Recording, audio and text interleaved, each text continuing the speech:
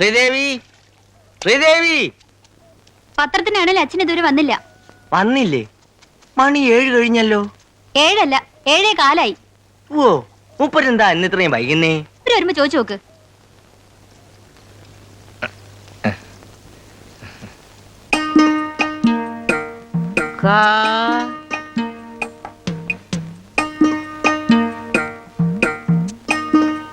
ലം കലം ചീ രാ വ ചീരവ. ആരെ വിളിച്ചത്? ശാസ്ത്രജ്ഞൻ. ആര്? ആ കൈരേഖ ശാസ്ത്രജ്ഞൻ. എന്താ അയാൾക്ക് വേണ്ടത്? അമ്മൂമ്മ എഴുന്നേറ്റേ, എനിക്കിവിടെ അടിച്ചു വരണം. ഇത് എഴുതി തീർന്നിട്ട് ഞാൻ എണീക്കും. പിന്നടിക്ക. ആദ്യം നീ അമ്മൂമ്മയ്ക്ക് കുളിക്കാൻ വെള്ളം ചൂടാക്ക്. ക്ലാസ്സിൽ പോവാൻ നേരായി. കുളിക്കണേലേ, അമ്മൂമ്മ തന്നെ പോയി വെള്ളം പിടിച്ചോണ്ട് വാ. അച്ഛൻ ഇപ്പൊ വരും. ദോശയ്ക്കുള്ള അരി ഇതുവരെ അരച്ചില്ല. ഇത് മുഴുവൻ പകർത്തി എഴുതാതെ ചെന്നാലുണ്ടല്ലോ. സാക്ഷരത ക്ലാസ്സിലെ മാഷ് ഭയങ്കര കണിച്ചക്കാരൻ അറിഞ്ഞൂടെ നിനക്ക്? അയാള് മനുഷ്യന് തൊലി ഉരിച്ചു കളയും. ഒന്ന് എഴുന്നേക്കമ്മൂമ്മേ. ഓടി ഓടുന്നു. ചീരവ. ശംഭു, ശംഭു, വെള്ളം പിടിച്ചോണ്ട് വരാനായിരിക്കും അല്ലേ? വേഗം വേണം. ധൃതി വെക്കാതെ. സിനിമയ്ക്ക് കാശ് തരാന്നും പറഞ്ഞെ പറ്റിക്കാൻ തുടങ്ങിയിട്ട് കാലം കുറയായി.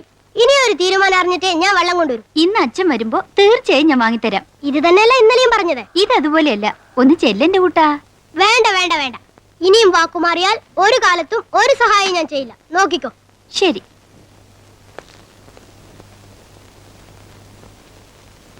മിസ്റ്റർ പൊതുവാൾ.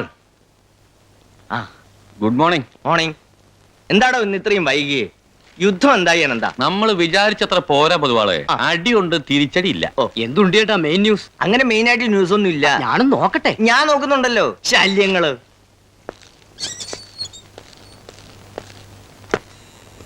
മോളെ ശ്രീദേവി.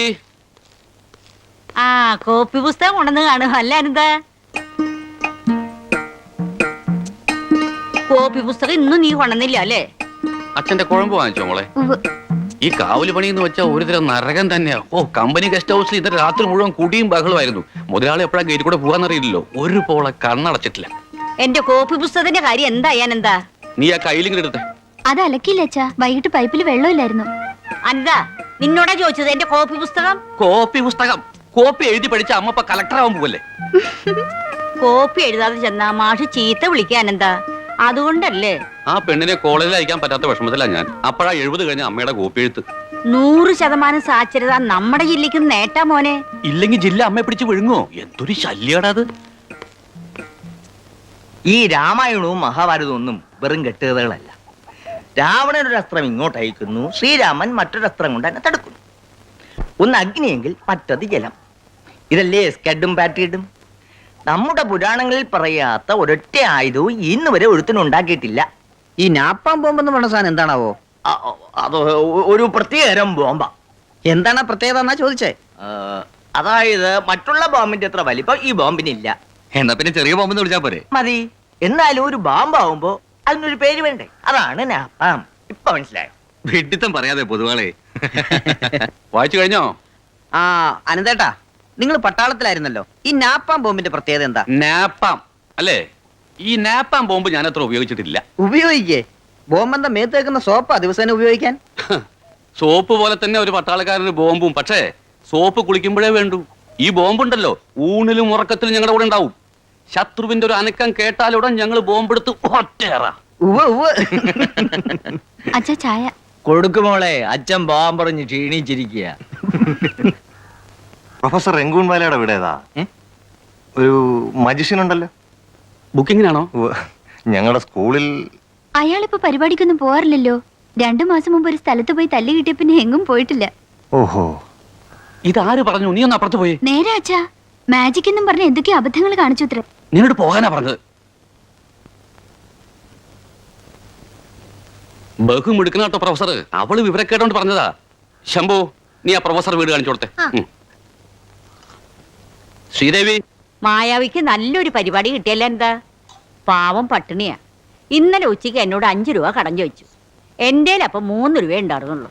എടി ശ്രീദേവി, വല്ല ബോധമുണ്ടോ നിനക്ക്? അയാൾക്ക് മായാജാലം അറിയോ ഇല്ലയോ എന്നുള്ള അല്ല പ്രശ്നം. മിലിറ്ററി നിന്ന് റിട്ടയർ ചെയ്യുമ്പോൾ കിട്ടിയ പണം മുഴുവൻ അരിച്ചു പറിക്കിട്ടാ ഞാൻ ആ വീട് വാങ്ങിച്ചത്. അവനിപ്പോ വാടക എന്നിട്ട് മാസത്രയായി. അവന് വല്ലതും കിട്ടുന്ന തടയേണ്ട കാര്യം എന്താ നിനക്ക്? ഇവിടെ എന്താ ചെയ്തേ? നീ ആ പായ വിരിച്ച ഞാൻ ഇപ്പൊ വീഴും. എന്താ ഉണ്ടായത്? ആകാശം ഇടിഞ്ഞു വീണു. രംഗുഞ്ചേട്ടാ, രംഗുഞ്ചേട്ടാ, രംഗുഞ്ചേട്ടാ, പേടിക്കണ്ട, കടക്കാരൊന്നുമില്ല, വാതിലോർക്ക്. ഇവിടെ പലയിടത്തുനിന്നും കടം വാങ്ങിച്ചിട്ടുണ്ടേ, അതുകൊണ്ട് പെട്ടെന്ന് തുറക്കില്ല. പ്രൊഫസർ, ഇത് ഞാനാ, MHS വാസവൻ മാഷാ. മാഷ വരൂ. ഇല്ല, ഞാൻ കേറുന്നില്ല. റിപ്പബ്ലിക് ഡേക്ക് സ്കൂളിൽ ഒരു മാജിക് ഷോ നടത്തിക്കൊള്ളാൻ ഹെഡ് മാസ്റ്റർ സമ്മതിച്ചിരിക്കുക. റിപ്പബ്ലിക് ഡേ എന്ന് പറഞ്ഞാൽ ജനുവരി 26. അല്ല, അതറിയാം. അന്ന് എനിക്ക് വേറെന്തെങ്കിലും പരിപാടി ഉണ്ടോ എന്ന് ആലോചിക്കുക. 20, 21, 22, 23, 24, 25 പരിപാടിയുണ്ട്. 27, 28, 29 ഉണ്ട്. 26-നില്ല. മാഷ ഭാഗ്യം. വേറെ ഏറ്റിട്ടുണ്ടെങ്കിൽ ഇല്ല, 26-നില്ല. 3 മാസം മുമ്പ് ഒരു പരിപാടി കിട്ടിയതറിയാം. അതിനുശേഷം ഈ പടിയിറങ്ങുന്നത് ഞാൻ കണ്ടിട്ടില്ല. എന്റെ പരിപാടിയൊക്കെ നീയാണോ നിശ്ചയിക്കുന്നത്? നിങ്ങൾ നിങ്ങളുടെ ബുദ്ധിമുട്ടും കഷ്ടപ്പാടും ഒക്കെ നിരന്തരമായി എന്നോട് വന്ന് പറയാറുള്ളത് കൊണ്ടാ ഒരു സഹായം ചെയ്യാമെന്ന് കരുതിയത്. മാഷ വരൂ. നീ ഇവിടെ നില്ല്, ഞങ്ങൾക്ക് ഇത്തിരി സ്വകാര്യം പറയാനുണ്ട്. ആ ചെറുക്കൻ ഇത്തിരി പഴയാ. അപ്പോ തുക എന്ത് കിട്ടും? അന്ന് പറഞ്ഞ വാനിഷൻ ബ്യൂട്ടി എന്ന് പറയുന്ന പരിപാടി ഉണ്ടായിരിക്കുമല്ലോ അല്ലേ? പെൺകുട്ടിയെ പെട്ടി കിടത്തി അപ്രത്യക്ഷയാക്കുന്ന വിദ്യ. ഉണ്ട്. പെൺകുട്ടി ആൺകുട്ടിയെ അപ്രത്യക്ഷാക്കിയ പോരെ? പോരാ, ഹൈസ്കൂളല്ലേ പ്രൊഫസറെ.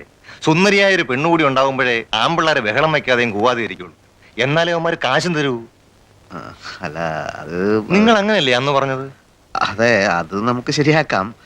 അപ്പൊ തുക വലിയൊരു തുകയൊന്നും പ്രതീക്ഷിക്കണ്ട. എന്നാലും ഒരു 2500 രൂപ. 2500 കൂടി വന്നാൽ ഒരു 300. പിള്ളേരുടെ ഇന്ന് പിരിച്ചെടുക്കണ്ടേ പ്രൊഫസറെ? അയ്യോ, അതുപോരാ. പോരെങ്കിൽ പരിപാടി വേണ്ടെന്ന് വെക്കാം. അല്ല, അതല്ല. ശരി, 300. മാഷ ആദ്യമായിട്ടൊരു പരിപാടിക്ക് വിളിച്ചിട്ട്. അപ്പോ അഡ്വാൻസ് എന്തെങ്കിലും ഇപ്പൊ തരുന്നുണ്ടോ? ഞാനിപ്പോ കാശൊന്നും കൊണ്ടുവന്നിട്ടില്ല. അല്ല, വേണമെന്നില്ല. ശരി, അപ്പൊ ഞാൻ ഇറങ്ങട്ടെ, സമയമായി.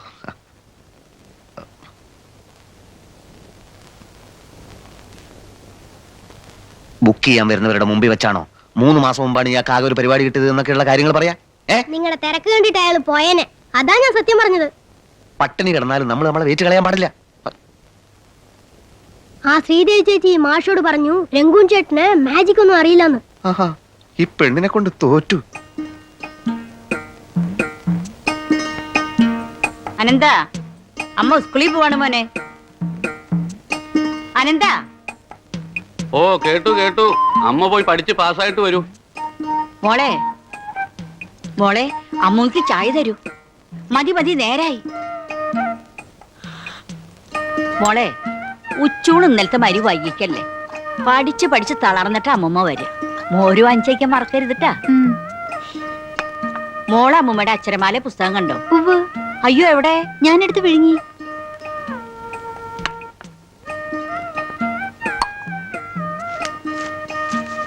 മോനെ അനന്ത, നീ അമ്മയുടെ അക്ഷരമാല പുസ്തകം കണ്ടാ? കണ്ടു. ഞാൻ ഡ്യൂട്ടി കഴിഞ്ഞ് വരുമ്പോ നമ്മുടെ വീട്ടിൽ നിന്ന് ഇറങ്ങി ഓർഡർ കണ്ടു. പ്രൊഫസർക്ക് നല്ല കാലം വരാൻ പോണെന്ന് ഞാൻ കഴിഞ്ഞ ആഴ്ച രേഖ നോക്കി പറഞ്ഞില്ലേ? നോക്കിക്കോ, ഇനി തുരുതുരാ പരിപാടി കിട്ടും. അല്ലേലും ഞാനിവിടെ ഒരുമാതിരി നല്ല രീതിയിൽ ഫേമസ് ആയിട്ടുണ്ട്. മാർക്കറ്റിലൊക്കെ പോകുമ്പോ ആളുകൾ എന്നെ തിരിച്ചറിയാൻ തുടങ്ങി. പ്രൊഫസർ റംഗൂൺ വാല അല്ലേ എന്ന് പലരും പിടിച്ചു നിർത്തി ചോദിക്കുക. നിങ്ങൾ കണ്ണു കെട്ടി കാർ ഓടിക്കോ പ്രൊഫസറെ? കാറോ ലോറിയോ എന്ത് വേണേലും ഓടിക്കും. ഹൗദിനി എന്ന് പറയുന്ന ലോക പ്രശസ്ത മെജിഷനെ പറ്റി കേട്ടിട്ടുണ്ടോ? ഇല്ല. അങ്ങേര് കാണിച്ച മിക്ക നമ്പറും ഞാനും കാണിക്കും. പക്ഷേ സാധന സാമഗ്രികളൊക്കെ സംഘടിപ്പിക്കാൻ ഒരുപാട് പണം വേണം. ഈ കാലിത്തൊപ്പിക്കകത്തുനിന്നേ ജീവനുള്ള മുയലിനെ എടുക്കുന്ന വിദ്യ എങ്ങനെയാണ് പ്രൊഫസറെ? വിദ്യകളൊന്നും അങ്ങനെ പുറത്തു പറയാൻ പാടില്ല. ഞങ്ങൾ മെജിഷ്യന്മാരുടെ ഒരു പ്രതിജ്ഞയാണത്. ഒരിക്കൽ ഉത്സവ പറമ്പിൽ വെച്ചിട്ട് ഒരു മാജിക്കാരൻ ഒരൊറ്റ നോട്ടെ പെട്ടെന്ന് 100 രൂപ ആക്കുന്ന ഞാൻ കണ്ടിട്ടുണ്ട്. ഞാൻ വേണേൽ 500 രൂപയാക്കാം. ശരിക്കുള്ള നോട്ടോ? നല്ല അസല് നോട്ട്. എന്നാ പിന്നെ നിങ്ങൾക്ക് അങ്ങനെ നോട്ട് ഉണ്ടാക്കി കോടീശ്വരനായിക്കൂടെ? അങ്ങനെ ചെയ്യാൻ പാടില്ല. ഒരു വിധത്തിൽ പറഞ്ഞ മാജിക് ഒരു ദൈവാനുഗ്രഹം വേണ്ട കലയാ. കൃത്രിമം കാണിക്കരുത്. ഇന്ന് ബുക്ക് ചെയ്ത പരിപാടിക്ക് 3000 രൂപ തരാന്ന് പറഞ്ഞിരിക്കുക. പിന്നെന്തിനാണ്? 3000? അതൊരു ഭയങ്കര തുകയാണല്ലോ. പക്ഷെ പരിപാടി കഴിയുമ്പോ പറ്റിക്കുന്നേ, അതാ കുഴപ്പം. ഒന്ന് നിന്നേ.